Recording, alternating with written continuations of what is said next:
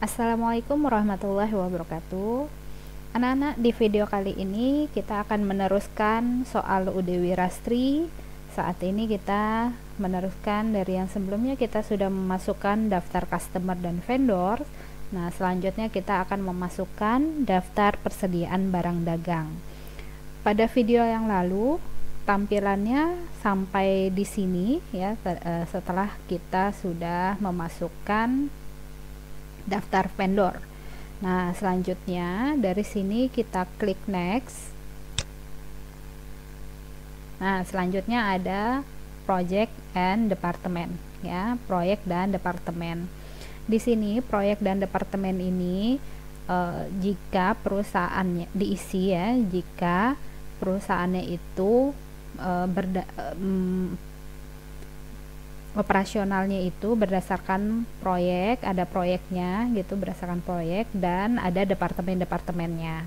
Nah, pada di UD Wirastri ini tidak ada gitu ya, tidak ada, jadi ini tidak perlu kita isi, jadi kita lewati saja, klik next.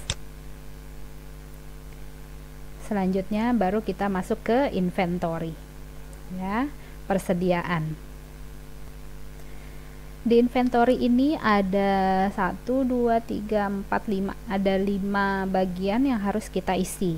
Yang pertama itu warehouse. Warehouse itu apa? Warehouse itu tempat penyimpanan atau gudang ya.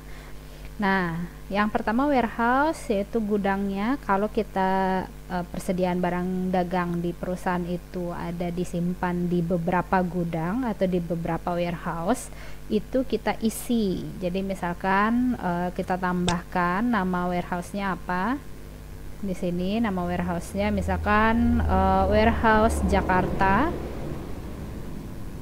Warehouse Jakarta, kita isi di sini Jakarta, atau warehouse Pejaten gitu ya.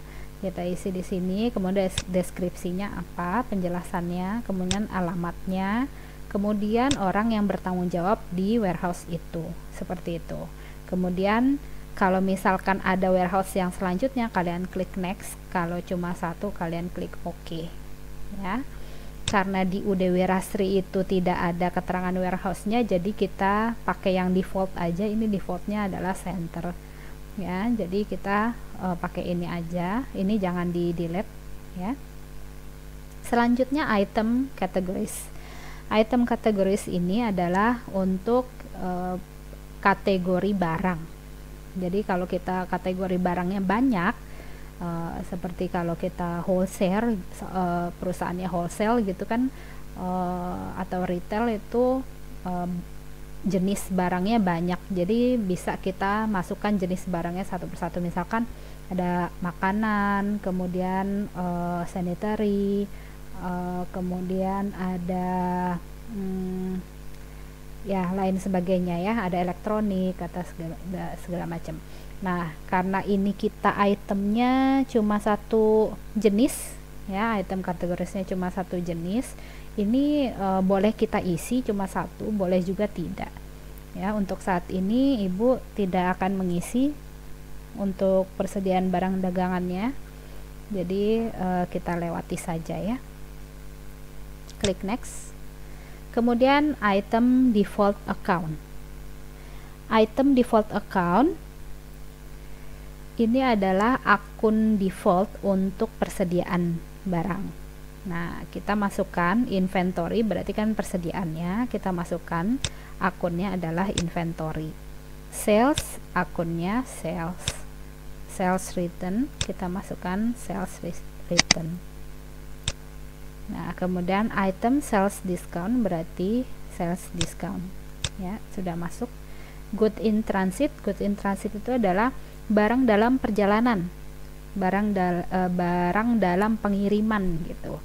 Jadi akun yang kita pakai ya inventory juga, karena barangnya ya dia juga. Kecuali memang di perusahaannya itu ada kebijakan pada saat barang itu sedang dalam pengiriman, itu dia harus masuk ke akun memang barang dalam pengiriman seperti itu. Jadi ini tergantung kebijakan perusahaannya ya.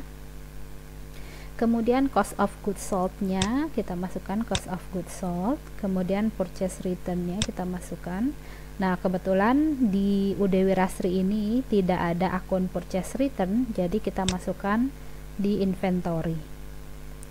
Kemudian expand account-nya, di sini ada keterangan ya. Expand account itu hanya untuk non inventory, non persediaan ya. Jadi expand account-nya ini dibutuhkan untuk yang non persediaan. Nah, jadi kita masukkan expand account-nya itu, boleh kita masukkan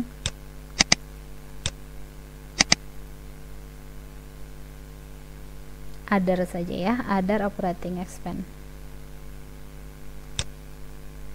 Nah, unbilled good account-nya ini unbilled good account itu maksudnya adalah akun untuk barang tidak ada tagihan ya, gitu ya, tidak tertagih. Nah, jadi karena memang di UD Wirasri tidak ada ya, ini boleh kita buat akun baru atau kita pilih aja yang ada gitu ya.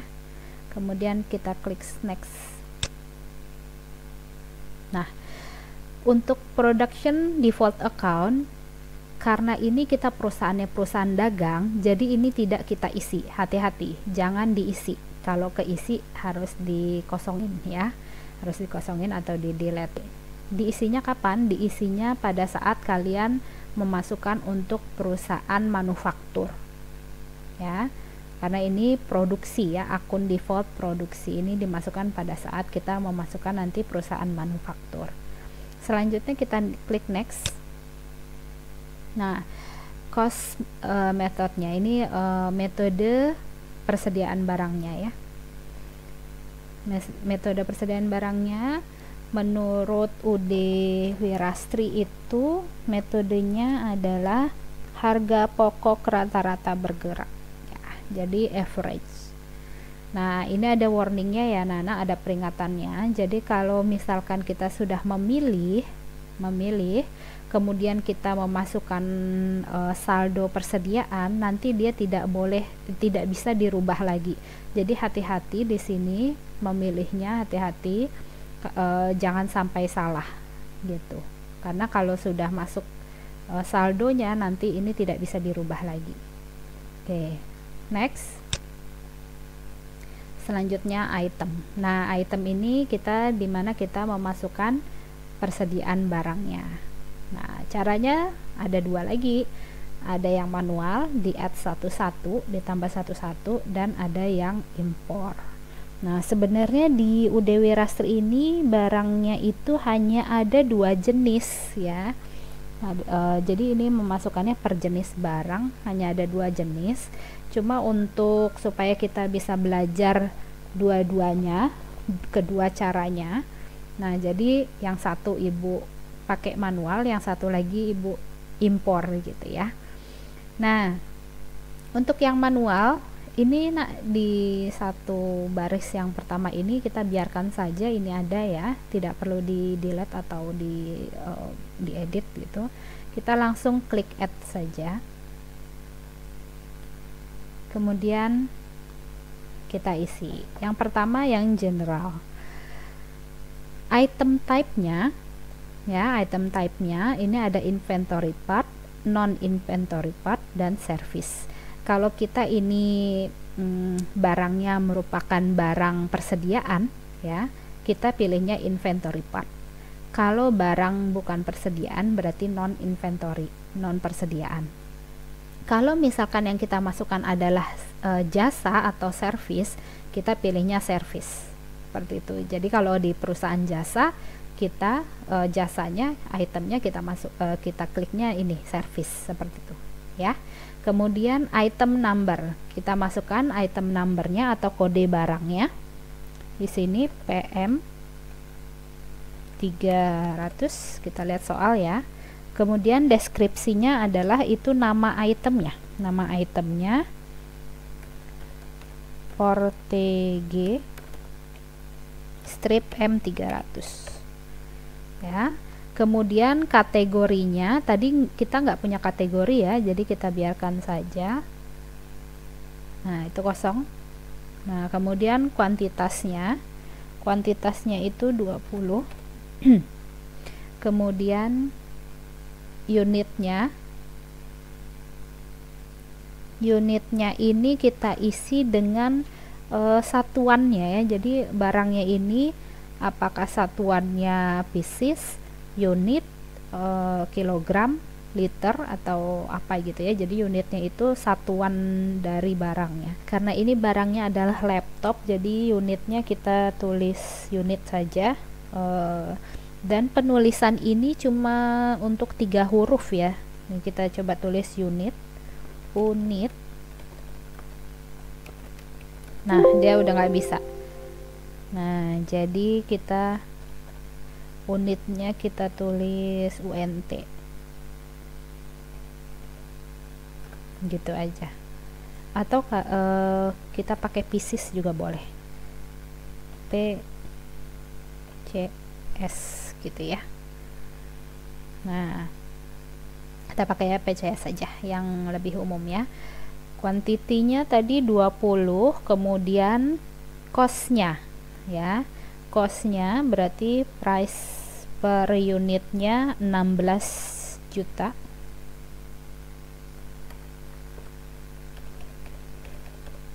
Ini harganya. Nah, di tab. Kemudian ini tanggal saldo awal, jadi nggak apa-apa. Ini totalnya dia sudah menghitung sendiri. Selanjutnya klik sales or purchase di atas ya, sales or purchase. Nah, kita masukkan jika di perusahaannya ada default harga per unitnya, jika ada default harga per unitnya. Nah, tips di sini kalau kita mengerjakan soal, kita lihat kita intip soal transaksinya. Jadi kita lihat bukti transaksinya, kita lihat di penjualannya apakah harga barang ini yang Portage M300 ini selalu sama. Kalau harganya selalu sama di setiap penjualan kita, boleh kita isi di sini. Jadi kalau kita udah isi di sini harganya, nanti kita pada saat transaksi kita tidak perlu mengisi harga lagi, dia udah otomatis ada gitu, default unit price-nya. Tapi kalau di soal itu harganya itu berbeda-beda, lebih baik tidak kita isi, karena setiap saat nanti kita harus mengubah seperti itu. Jadi bukan hanya mengisi tapi nge-delete dulu seperti itu ya. Kemudian default discount juga sama, kalau diskonnya selalu sama boleh kita isi di sini, tapi kalau tidak usah. Ini dalam hal atau dalam konteks soal ya nak ya, tapi kalau misalkan di perusahaan itu tergantung kebijakan perusahaan. Kalau memang ada defaultnya silahkan diisi. Kemudian sales tax code ya, sales tax code berarti kode pajak yang digunakan pada saat penjualan. Nah, pada saat penjualan kita kan menggunakan pajaknya PPN ya. Yang terkena di penjualan kita itu adalah PPN pajaknya. Kodenya kemarin kita PPN itu adalah T. Di bawah purchase information untuk preferred vendor. Jadi ini kalau misalkan ada vendor atau supplier atau pemasok kita yang utama, yang kita terus menerus mengambil barang dari toko itu gitu ya, dari PT itu. Nah, ini kita isi preferred atau sesuai dengan kebijakan perusahaannya. Nah, kemudian minimal quantity reorder. Jadi ini minimal pembelian lagi gitu ya, order lagi gitu. Ini sesuai kebijakannya. Kalau di UD Wirastri ini kita tidak masukkan. Kemudian purchase tax code sama seperti ini. Kalau ini untuk penjualan, kode pajak penjualan, di sini kode pajak pembelian. Sama dua-duanya, pajak penjualan dan pembelian pajaknya terkena PPN Jadi kodenya sama, T juga. Ini hurufnya harus sama dengan kode yang kita masukkan pada saat kita masukkan kode di text di daftar lain-lain, account list and other list gitu ya. Account list and other list itu ada text. Di situ kita pernah masukkan PPN dengan kode pajak, kode pajaknya T. Nah, ini penulisannya harus sama. Kalau di sana T-nya T kecil, di sini juga T-nya T kecil. Seperti itu. Kalau tidak sama nanti tidak terhubung dia-nya. Oke. Selanjutnya GL account. GL account ini adalah akun-akun default untuk persediaan. Tadi di awal general ini sudah kita isi ya. Sudah kita isi, jadi kita tidak perlu isi lagi. Kemudian custom fieldnya ini tambahan, inventory controlnya juga tambahan, kemudian ini lain-lain juga tambahannya juga. Jadi yang perlu kita isi di UD Wirasri ini general, sales and purchase, ini cuma text code-nya aja. Kemudian GL accountnya hanya cuma melihat doang. Kalau kalian mau melakukan memasukkan persediaannya secara manual semuanya, berarti kalian klik next, terus kalian masukkan lagi persediaan selanjutnya. Kalau sudah selesai, klik OK. Karena ini kita selanjutnya mau impor, jadi langsung kita klik OK. Ya, kembali ke daftar. Ya, ini yang sudah kita masukkan tadi. Yang di atas ini dibiarkan saja, ya. Yang di atas ini biarkan saja. Ini yang kita masukkan. Nah, cara kedua yaitu import from file. Nah, seperti biasa untuk mengimpor, kita harus menyiapkan dulu daftar persediaannya di dalam Excel. Ibu akan lihatkan Excel yang sudah Ibu buat. Kalau kalian belum ada, berarti kalian harus membuat Excelnya terlebih dahulu. Namanya 4 titik daftar persediaannya, jadi dikasih nomor supaya kita gampang melihatnya. Yang diperlukan, nah ini untuk barang ya, untuk barang dagang. Untuk barang dagang yang diperlukan itu kode itemnya, kode persediaannya, kemudian nama itemnya, kemudian kuantitasnya, total biayanya. Nah, ini agak berbeda dengan pada saat kita memasukkan manual ya. Pada saat memasukkan manual tadi yang kita masukkan adalah harganya, harga per piecesnya. Tapi untuk impor yang kita masukkan adalah total biayanya. Seperti itu, total biayanya. Karena harga per piecesnya nanti tidak ada pilihan didefinisikannya, tidak ada pilihannya. Gitu. Jadi yang kita masukkan adalah total biayanya. Jadi kalian kalau melihat di soal UD Wirasri itu keterangannya hanya ada quantity dan price per unit. Jadi kalian harus hitung dulu quantity dikali price per unitnya. Jadi kan ada total saldo persediaan gitu ya. Nah, itu kita masukkan di sini, total biaya atau total saldo persediaan. Kemudian pajak penjualan dan pajak pembelian. Jangan lupa ya, ini dimasukkan pajak penjualan dan pajak pembelian. Seperti itu. Kalau format ini semuanya sama, tidak seribet yang customer dan supplier ya. Seperti itu, mudah ya anak-anak ya. Hanya ini aja. Kalau sudah seperti biasa disimpan di Excel 97 2003 workbook ya, XLS. Kemudian kita tutup. Selanjutnya, kalau Excelnya sudah siap, kita klik kembali ke Accurate, kita klik here to import from file.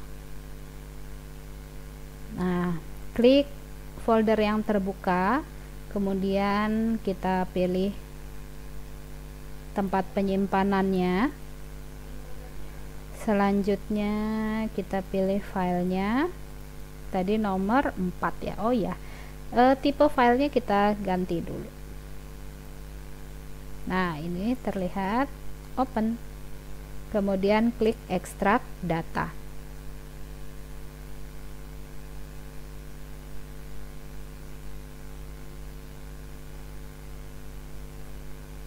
Ya, seperti biasa juga, baris pertama kita delete, yes, kemudian kita definisikan kode, berarti item number, nama item berarti item description, jadi nama item itu item description ya, kemudian kuantitas, quantity, kemudian total biaya. Nah, total biaya berarti total cost. Selanjutnya pajak penjualan. Tadi pajak penjualannya adalah sales tax code. Didefinisikan lagi. Oke. Kemudian pajak pembelian berarti purchase tax code.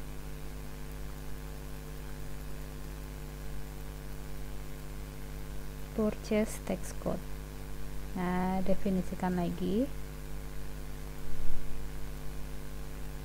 Oke. Nah, yang ini sudah mentok ya, udah nggak ada. Kemudian yang di tengah, nah item type dan inventory part type-nya itu perlu diisi. Sedangkan tadi kan kita tidak mengisi ya, jadi kita pilih ya aja yang ada di sini. Item type berarti ini kan kita persediaan barang dagang, berarti dia inventory part ya. Kemudian inventory part type-nya itu apa? Dia adalah finished good material ya. Ini ada karena kita ada di Accurate Enterprise yang bisa buat untuk manufaktur ya. Jadi kalau manufaktur kan dia ada persediaannya ada macam-macam ya. Jadi kita ini persediaan barang dagang berarti finished good material. Oke. Sudah terisi semua, kita klik import data. Oke. Ada satu lagi data yang gagal, already exist ya, karena tadi kita sudah memasukkan satu dengan cara manual, jadi tidak ada masalah ya Nah ya. Ini sudah ada, kita close. Nah, sudah inventory-nya sudah kita masukkan. Nah, ini hanya pada saat ini tadi kita impornya unitnya, kolomnya belum ada. Kita klik edit di sini, kemudian nah di sini tulis pieces. Oke. Gitu. Nah, kalau sudah, ini udah masuk juga piecesnya, kita klik quit, kemudian ini dia minta di save atau tidak ya. Yes, di save. Kemudian kembali di sini, kita klik silang di sini atau file, kemudian exit, close data, yes. Nah, dia langsung minta backup, yes. Nah, backup sukses. Kemudian kita klik OK. Nah, sudah. Oke, video kali ini, minggu ini kita belajar sampai sini. Sampai ketemu minggu depan.